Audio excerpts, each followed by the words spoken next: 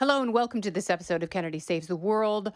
I'm going to do my impression of Olivia Rinaldi, who is network White House correspondent.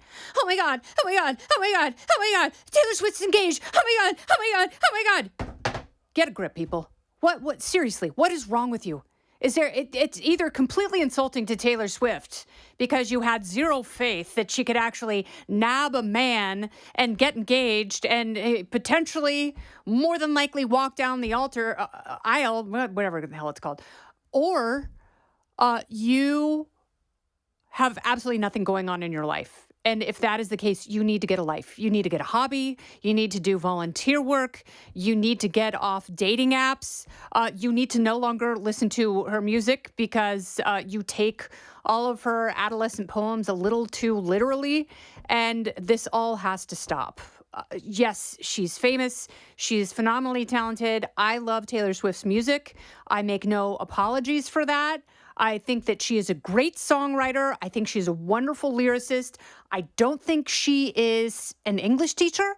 I think there's something so adolescent and stunted about her ability to emotionally reflect.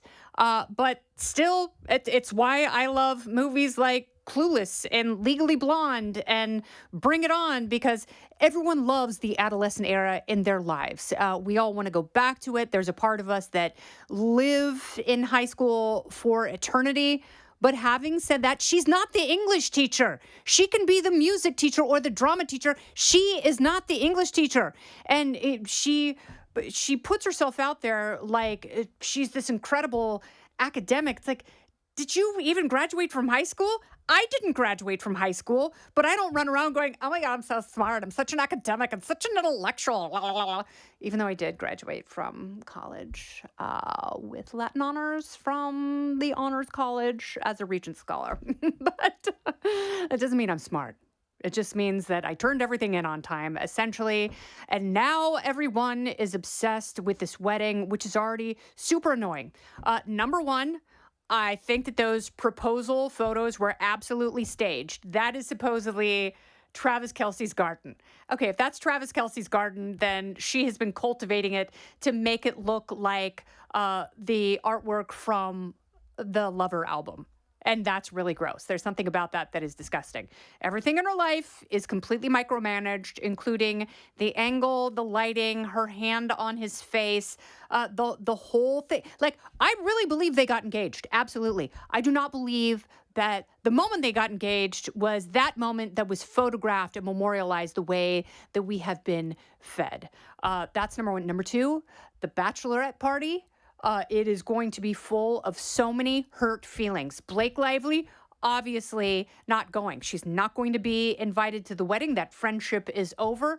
She's going to make a public show of it somehow. You know there's going to be a diss track or two for Blake on The Life of a Showgirl, which is her album that's coming out October 3rd. And there are already 6 sold-out vinyl versions of it, which is also a little strange that this engagement announcement coincides with both the release of all the rare vinyl editions of her latest album and the beginning of his NFL season.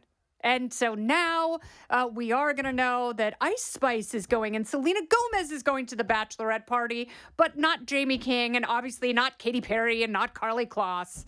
Brittany Mahomes will go. You know why? The only reason she hangs out with Brittany Mahomes is so she goes home and is like, Patrick, you have to keep throwing the ball to Travis. Isn't he your favorite tight end? That's why Taylor Swift is friends with her. There's utility in everything that she does. And now people are going to obsess about, who's going to make her wedding dress? Where are they going to get married? They've said it's going to be private and casual. Malarkey. Everything of it, like even if it's casual, it's going to be forced casual. Unless they have it at a Cracker Barrel, then the whole thing already to me is so incredibly nauseating. Don't go anywhere. More Kennedy Saves the World right after this. when the Chiefs lost the Super Bowl, I was like, good, because if they won, we were going to get a stupid proposal, and Travis, big, dumb, sweaty, caveman Travis was going to get down on one knee then, but he lost because he had a horrible season because he's distracted by his proxy fame. He's more famous because of her. Jason Kelce has been thrusted upon us because of Taylor Swift. And now we're going to see Jason Kelce's hairy nipples everywhere because that has been normalized. Because now he is more famous than anyone in the NFL. And he's not even that good or that clever as a commentator. And I know they make a bunch of money from their New Heights podcast, blah, blah, blah. And she's not just his sugar mama, although she has a lot more runway left on her career than he does on his. And do you believe that he's the one who designed the ring? If so, it's kind of ugly. It's really not the cutest engagement ring I've ever seen. Frankly, I expected a little more from her because, he didn't go in there. Like, even if it's kind of ugly because she decided. And she went in with 3D drawings with the jeweler and knew exactly what she wanted. There are no accidents in her life. And even on the New Heights podcast, the only thing she got emotional about, it wasn't her relationship. It wasn't her father. It wasn't, the significance of the passage of time, her best gal pal Kamala, who she endorsed. It was about getting her dumb masters back.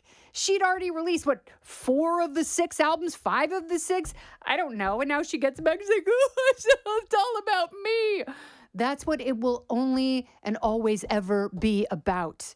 And that part of it, her personal life, I can't stand because you know why? Like, I'm happy she's happy. I want them to be happy in private over there so we don't have to live every single detail. It was better when she was with Joe Alwyn because at least there was a little bit of dignity in her relationship because he didn't want it broadcast everywhere. But Travis Kelce is a massive attention. He talked about how he tried to put my phone number on one of the friendship bracelets. He's so annoying, and she's going to get annoyed by him. And I want them to be happy. But I also know there's no time soon is there going to be a great breakup album. And this Life of a Showgirl with Max, what's his and Jip Shellback. It's going to be like a packet of Sweet and Low. It's going to be this prepackaged chemical Swedish dance pop that was probably written and produced by AI. We've already got AI song generators. We don't need a new Taylor Swift album for that. The more emotional albums are actually her better ones. There were way too many tracks on the Tortured Poets department. That album was twice as long as it should have been. It did not need to be 31 tracks. And supposedly there's just a dozen on The Life of a Showgirl. It's going to be saccharine. It's like Travis like, there are going to be some bangers on there. Bang, bang, bang. I don't trust him as a music critic. I don't even think he's a good football player anymore. And he doesn't know how to dress himself. Is he gonna parade around in some more loose-fitting, unattractive clothing with a Gucci bucket hat? As you can tell, like, I've had my fill of them. I am done. Go get married at a Cracker Barrel in the middle of the night so I don't have to hear anything else about it. Put out good music in like 3 years. Give it a rest. We get it. You write these little teenage poems all the time, and you have great producers who work with you. Poor Jack Antonoff. He has nothing to do with this album, and his feelings are probably hurt. I interviewed him several times back when he was fun, but now he's not even part of that. All right, so Taylor, Travis, trailer, go away. We will listen to your old music in peace. This has been Kennedy Saves the World, always saving your world. I'm Kennedy. Listen ad-free with a Fox News Podcast Plus subscription on Apple Podcasts, and Amazon Prime members can listen to this show ad-free on the Amazon Music app. Oh, go ahead and leave me a review while you're there. I'd love to hear what you have to say.